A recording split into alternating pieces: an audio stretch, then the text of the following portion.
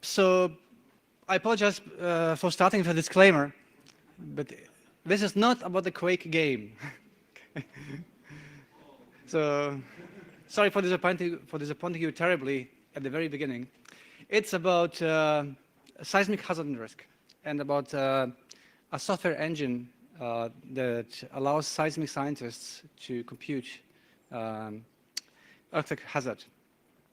So just to give you a quick idea what it does is, so on the left-hand side, you see a map of so-called earthquake faults.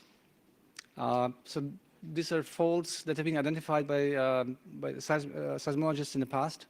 And based on this information, we call the input model, we run the OpenQuake engine that calculates something called a hazard map, which you see on the right-hand side. A hazard map basically gives you an idea what the probability of a certain earthquake of a certain magnitude is occurring in a certain region in a certain period of time. Okay. And as you can imagine, a quick background on OpenQuake. Really, it's open, so it's open source, and it's also developed in the open. So we have an IRC channel. It's all there for people to use. OpenQuake development is funded by the so-called Global Earthquake Modeling Foundation, and the general thrust is, so what the foundation is aiming for is harmonization of earthquake research. So, and one way to get there is to give everybody like an engine that they can run using various algorithms to compute seismic hazard and also risk. Okay, so before I forget this, this is lightning talk. I won't be able to touch upon everything and show you any details, but I have some links here. So anything that is underlined is a link. So once you get your hands on the presentation, you can basically drill down into things just by clicking on these links.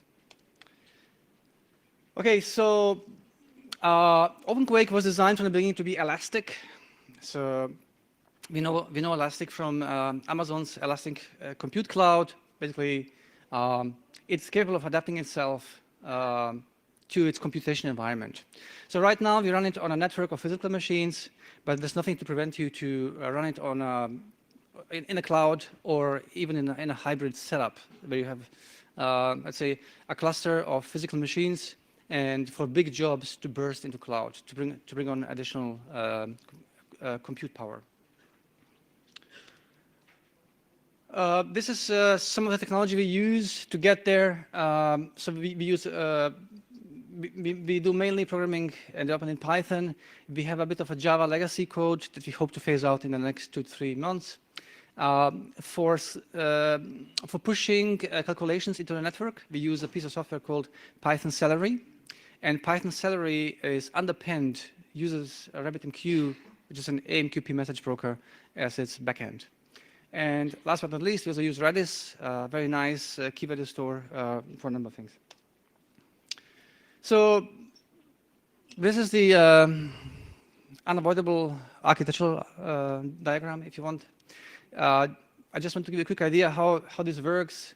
So once we start the computation, like the nature of these computations is we want to compute hazard for a geographical area.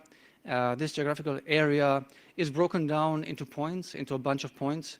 And for each of these points, we need to compute seismic hazard.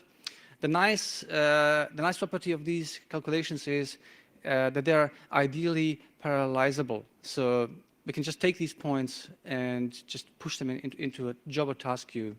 And then we have worker machines that just consume tasks from a task queue, carry out calculations, and then in some way record or send back the results of the calculations. So the way it works is, so we have Python code. It basically takes the region of interest and breaks it down into a number of points. For each point, a so-called Celery task is created. Celery then, under the hood, pushes task information into a RabbitMQ queue. On the worker side, the workers, which you see here, on this side, take these tasks and compute them, And in our particular case, they write intermediate results into the Redis key value store.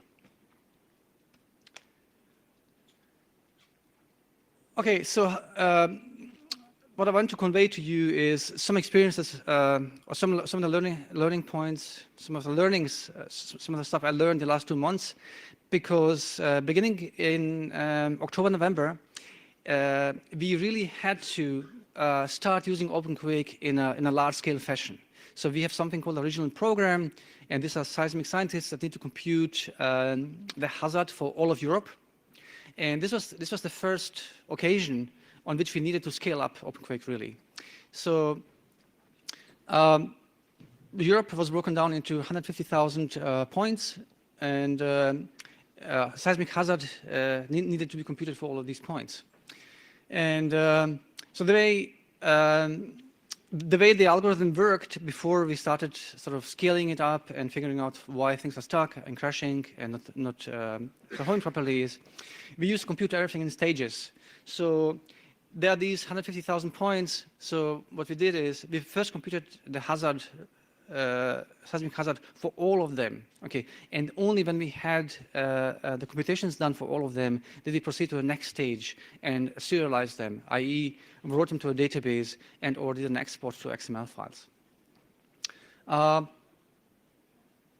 We also came to realize that we get the best throughput if you put 1 point.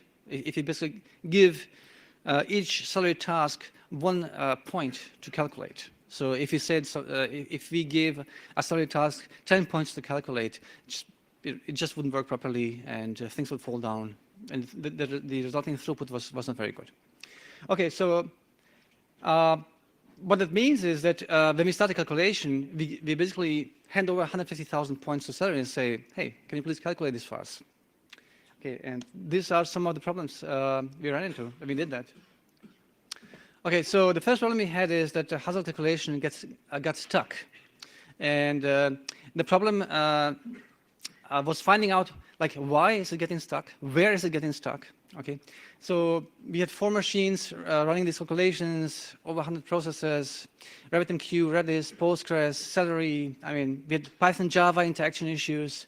There was the Erlang virtual machine that is running RabbitMQ. I mean, there were plenty of possibilities what could be broken and why this calculation is stuck. And so the first thing we learned is, okay, well, in order to really to manage like large-scale operations properly, the software needs to be more inspectable. Like we must have an idea of what is actually going on when we start such a huge job.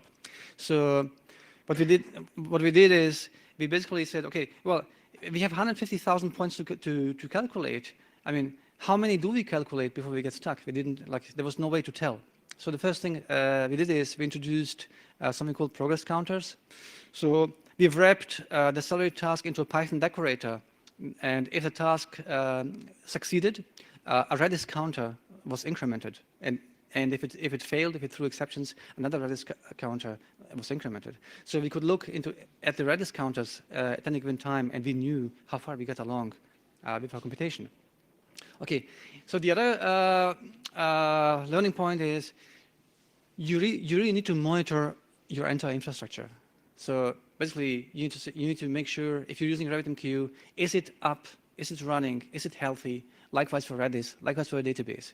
Because if something goes wrong, it's really like a needle in a haystack situation. I mean, where do you look? Where do you find things? So that's why you need to monitor your services so that you know, okay, they're all in the green zone. We find with RabbitMQ, we find with Redis, so it must be something else. Another important point is, so if you're using some kind of open source infrastructure, RabbitMQ, Redis, whatever it might be, do connect with the development teams. Do connect with the upstream, okay? Because if you run into problems, you will need to talk to these people. Okay, so in this case, we connected with the RabbitMQ development team, and they were very, very helpful. I mean, they went out of their way to help us analyze what's going wrong with RabbitMQ. And it wasn't even their fault. Like, we came to realize that we were using RabbitMQ in a not so optimal fashion, and this is why we are running into problems. So big thanks to the RabbitMQ team here. They really helped us figure out these things. And also to the Celery author, the person who wrote Celery, who was also very, very helpful in helping us diagnose things. Okay, so with these things out of the way, we were in a position to run the jobs, and they would actually progress and complete. They would come to an end, and we had results.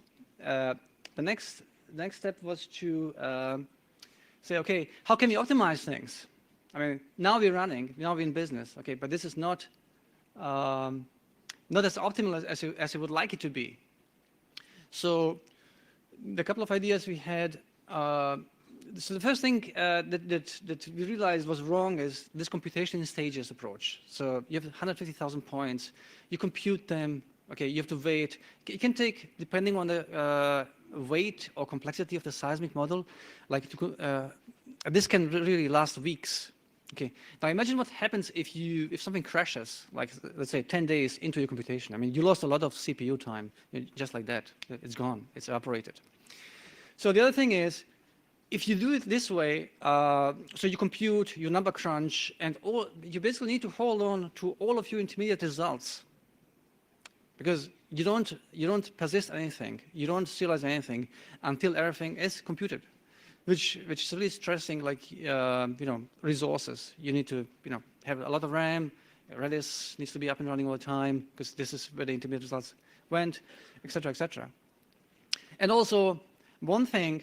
So RabbitMQ was working very well for us, but so if you say here's 150,000 points and give it to Celery, what Celery will do is it will create one Celery task queue, and it will enqueue 150,000 tasks into that one queue. But for each task, excuse me, it will also create a result queue. Okay, so what you end up with is 150,000 and one queue.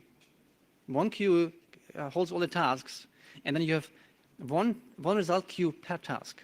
Okay, and I mean that's a lot of queues, and even RabbitMQ was having difficulties with this. So this was not really scaling well. It was not very, very tweakable, configurable. So what we decided to do is to carry out this calculation in slices, in blocks. So it's okay, we don't need to compute 150,000 points in one go. We'll basically cut it down in slices. We'll break it down into slices. So we'll operate, let's say, in 16K chunks. Okay. So what that meant then is, so we will compute hazard for 16,000 points, and once that was done, we would also store them. We would persist them. So, and if the computation like failed or crashed at any given point, we didn't lose all of our computation because we did checkpoint, we did store in between. It also meant that we didn't have that many result queues anymore. So basically, the number of result queues was the size of the batch, size of the slice, etc. The other thing we learned is, so there's a mode for Celery tasks where you can fire a task. You can say, do this work for me, but don't write back. Don't send me a result message at all. Okay? So how does that work? Well, the way this works is that the task calculates, computes what you need, and then stores the result in some intermediate store, in this case, in Redis. Okay? So this reduces, this further reduces the number of result queues on the so-called control node side. It also reduces the message traffic considerably. Okay, last but not least, we came to realize that what we can do, like once we enter this modus operandi where we don't receive result messages anymore, basically the control node which was pushing all this work into the compute cluster was free, was idle, and it could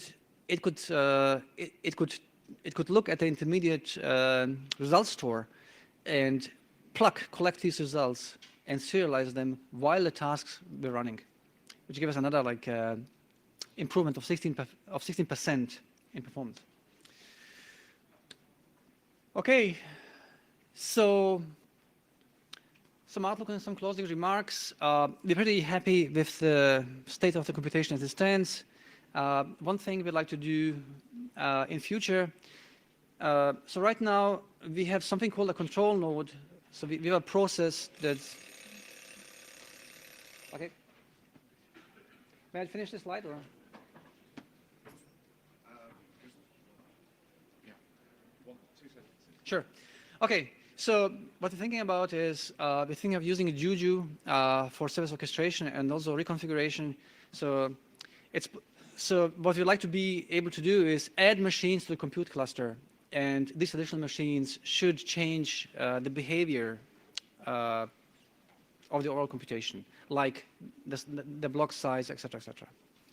Okay, we made generally good experiences with our infrastructure, so Celery, RabbitMQ, and Redis, and I can really recommend these pieces of technology for you if you need to build a similar system. Thank you.